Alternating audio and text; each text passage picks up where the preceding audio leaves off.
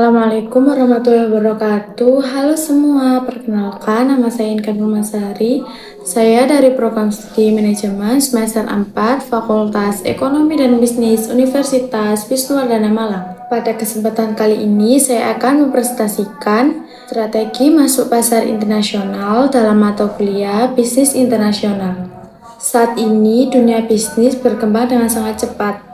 Banyak perusahaan tidak hanya menjual produknya di dalam negeri, tetapi mereka juga berusaha menjual produknya ke luar negeri. Tujuannya yaitu tentu untuk memperluas pasar, meningkatkan penjualan, dan juga mendapatkan keuntungan yang lebih besar. Tetapi untuk masuk ke pasar luar negeri, perusahaan harus memiliki strategi yang sangat tepat. Jika strateginya salah, perusahaan juga bisa mengalami kerugian. Karena itu, pada presentasi ini saya akan membahas beberapa strategi yang sering digunakan perusahaan untuk memasuki pasar internasional. Dalam presentasi kali ini ada beberapa hal yang perlu dibahas, jadi pantengin terus. Yang pertama yaitu kita akan memahami apa yang dimaksud dengan strategi masuk pasar internasional. Yang kedua yaitu ekspor impor dengan langkah awal bagaimana cara masuk perusahaan ke pasar global. Ketiga, kita akan membahas kerjasama bisnis, yaitu seperti analisis strategis dan joint venture. Yang keempat, kita akan membahas foreign direct investment atau investasi langsung asing. Dan yang terakhir, kita akan membahas waralaba dan lisensi internasional.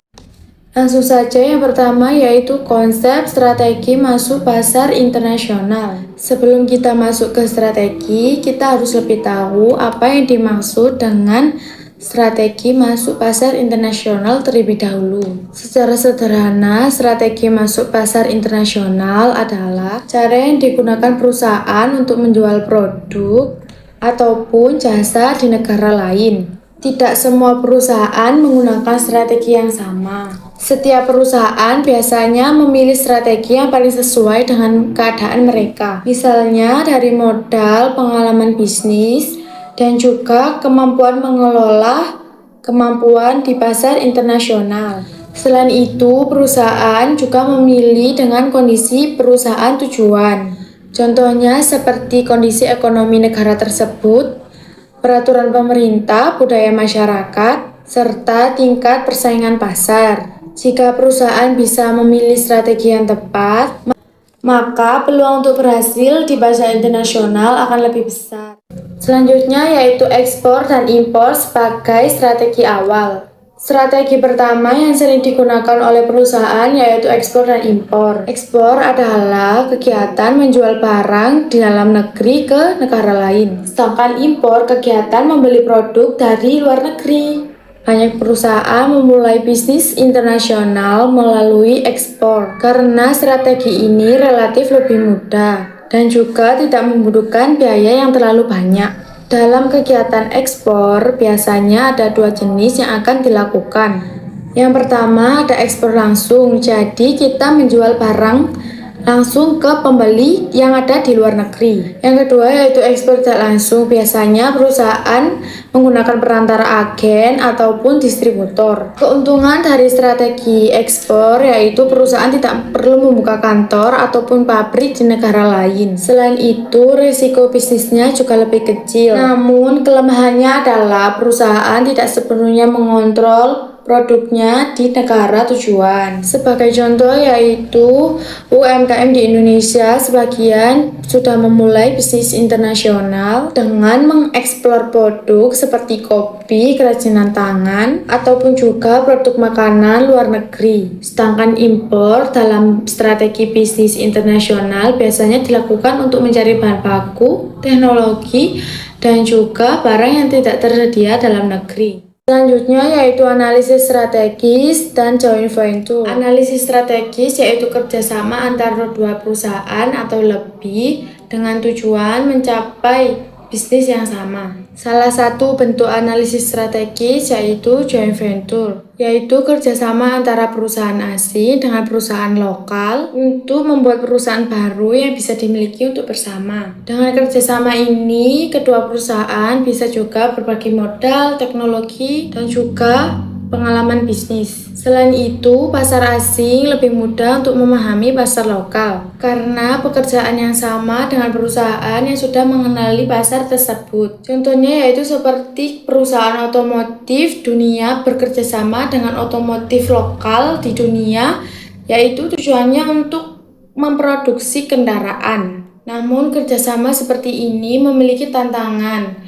Contohnya seperti perbedaan pendapat ataupun cara melakukan pekerjaan tersebut. Selain itu, kerjasama harus berkomunikasi dengan baik dan kesepakatan yang jelas. Selanjutnya yaitu investasi langsung atau Foreign Direct Investment. FDI adalah investasi perusahaan dengan menanam modal secara langsung di negara lain, seperti membangun pabrik, kantor cabang, dan juga membangun anak perusahaan di negara lain. FDI bisa dilakukan dengan berbagai cara. Yang pertama yaitu membangun perusahaan baru, yang kedua yaitu membeli perusahaan lokal yang sudah ada. Keuntungannya yaitu memberikan kontrol penuh dalam operasi bisnis. Perusahaan juga bisa lebih dekat dengan konsumen di negara tersebut. Namun, strategi ini membutuhkan modal yang besar dan juga resikonya tinggi. Misalnya, resiko ekonomi, politik, dan juga peraturan di negara tujuan. Selanjutnya yaitu waralaba atau franchising. Waralaba yaitu kerjasama bisnis di mana pemilik merek memberikan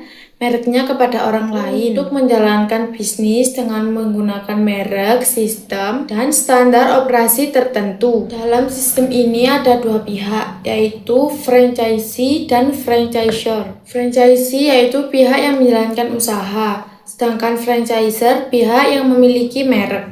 Contoh bisnis waralaba internasional yaitu yang terkenal seperti McDonald's, KFC, atau Starbucks. Melalui sistem ini, perusahaan bisa memperluas bisnisnya dengan cepat, tanpa harus membuka semua cabang sendiri. Yang terakhir yaitu lisensi internasional. Selain waralaba, ada juga strategi lisensi, yaitu perjanjian di mana perusahaan memberikan hak kepada perusahaan lain untuk menggunakan teknologi, merek dagang, ataupun paten dengan imbalan royalti. Strategi ini bisa digunakan untuk perusahaan yang ingin memperluaskan pasar, tetapi tidak ingin mengeluarkan biaya investasi yang lebih besar. Namun kekurangannya adalah perusahaan tidak bisa langsung mengontrol kualitas yang sudah dibuat oleh penerima lisensi. Jadi kesimpulannya yaitu strategi masuk pasar internasional merupakan keputusan penting bagi perusahaan yang ingin berkembang secara global.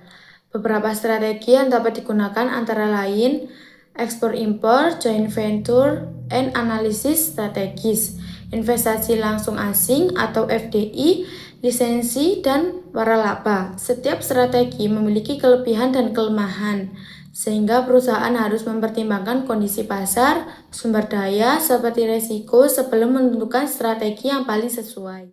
Sekian presentasi yang dapat saya sampaikan, semoga bermanfaat. Sampai jumpa di lain waktu. Wassalamualaikum warahmatullahi wabarakatuh.